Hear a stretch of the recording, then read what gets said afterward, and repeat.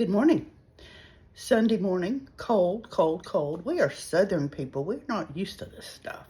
But anyway, it's fine. Um, let's let our crock pot do dinner tonight.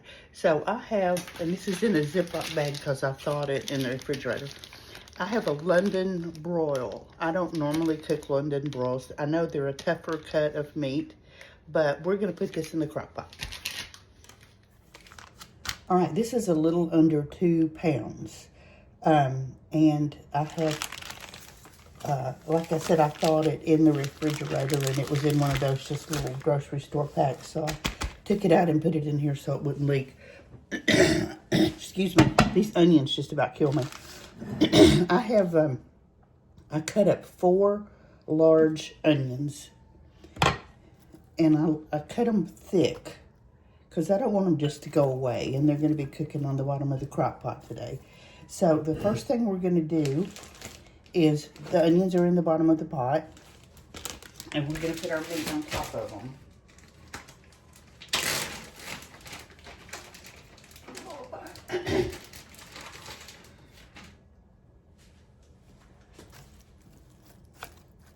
I'm sorry, y'all, these onions made my eyes just stream water.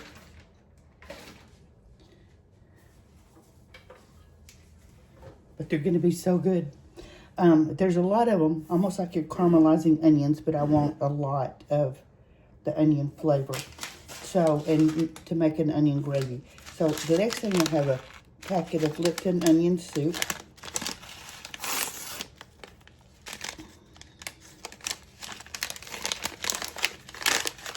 And I'm just going to sprinkle right on.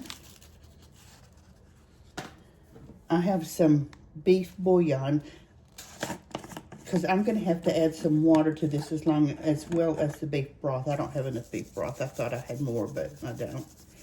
So beef bouillon. Not adding any salt because the onion soup and the bouillon are both going to have some salt in them. Ground black pepper.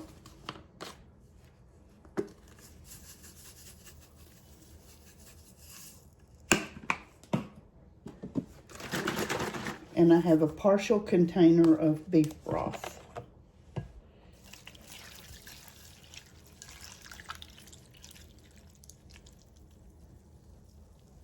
And that's not going to be enough, obviously. So we're going to go in with some water.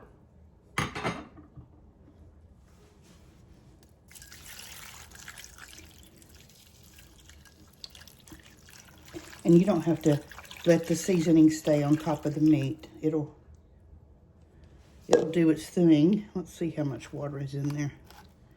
Yeah, I think that's enough. So that's really all we're going to do with this.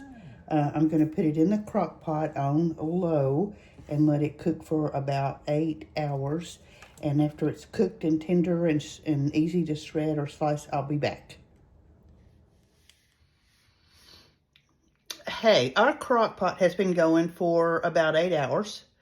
And I just checked the London broil, and I'll just be honest, I'm just not happy with it. So let's work on it a little bit. Maybe we can do a little something with it. It's just not as tender as I want it to be. So hang on, let me pull it out and let's see what we can do with it. Okay, I have pulled our London broil out of the crock pot. And while it's out, it smells delicious. The whole house smells wonderful. But while we've got it out, I'm going to make a slurry with cold water and cornstarch.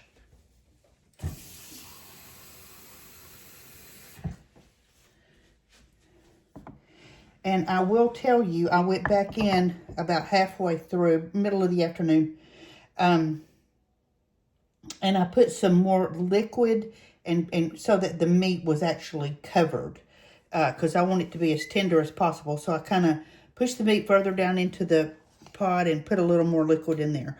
So I'm going to add 2 big tablespoons of cornstarch.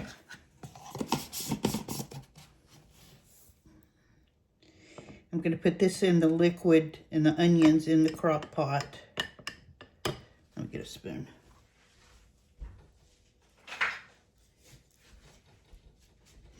I turned the crock pot back up. I turned it on to high so that we can get this going.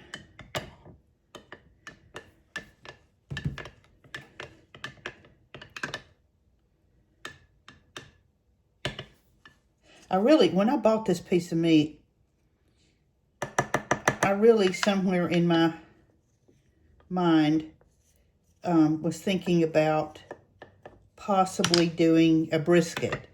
But the grocery store didn't have any, and briskets are so expensive.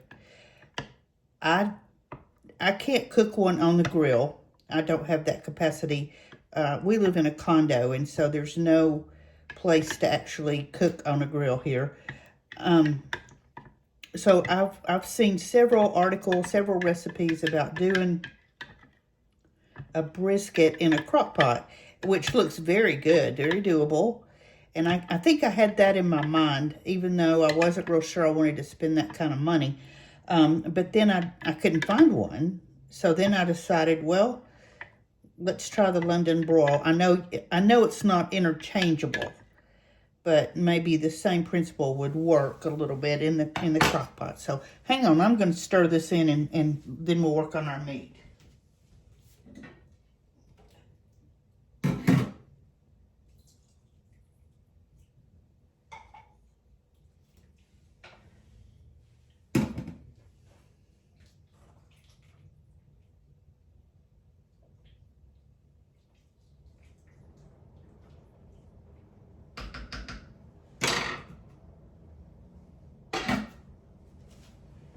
Okay, I'll show you that in a little bit. So here's our London broil. It's cooled off just a tad. So let's slice it. Well, it is more tender than I thought. So let's just kind of slice it into thin pieces.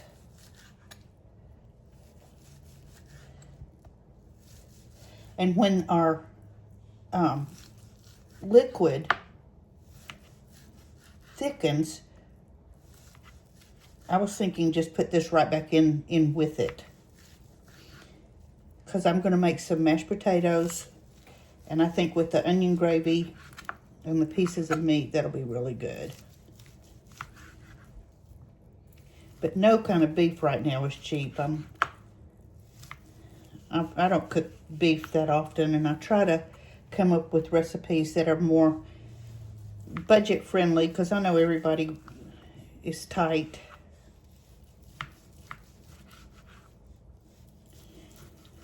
Okay, so there's our meat, and I'm going to, as soon as the gravy thickens, I'll bring you back and show you. Okay, we've got a little bit of thickening going on here from our cornstarch. So let's put our meat back in. Remember, we just sliced it across the grain. Let's just put it back in here.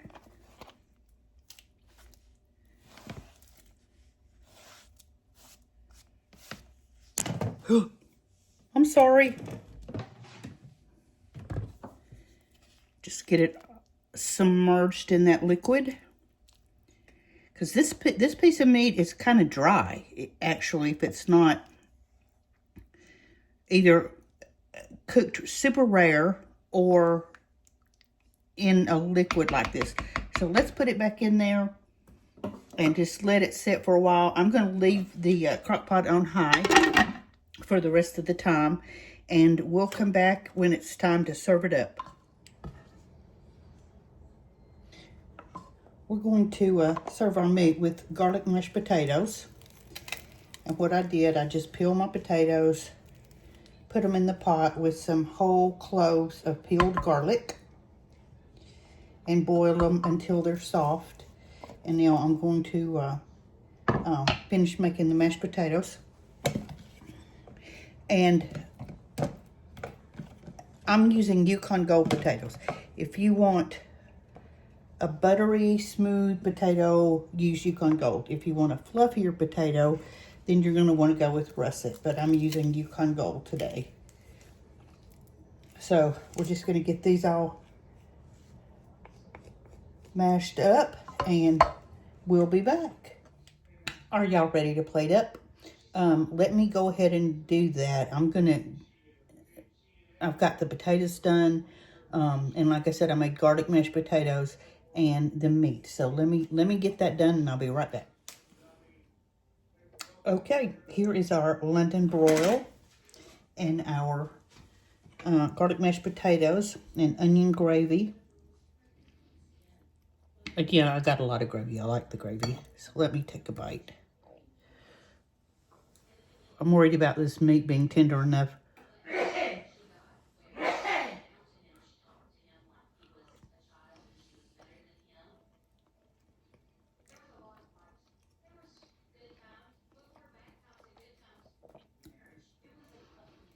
It is. It has a wonderful flavor. I'm very glad that we went back in and sliced it and put it back in there. I think that made the difference. Would I do this again? Maybe. Yeah, I probably would. But I would be aware that at some point the meat had to be sliced or cut up some to make it as tender as I want it. The gravy and the potatoes are excellent. So there we go.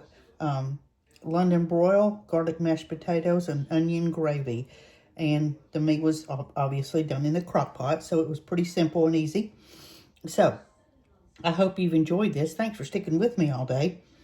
I know it wasn't all day on film, but thanks for sticking with me.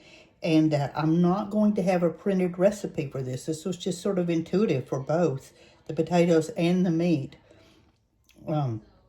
It was just basically putting it in the crock pot and cooking the potatoes, and everybody knows how to make mashed potatoes. So there won't be a written recipe, but obviously you'll see the video. So take care. Have a good start of the week. It's Sunday night. Stay warm. Hopefully we'll get a little more warm weather next week. And please like, share, and subscribe. And we'll talk tomorrow. Bye-bye.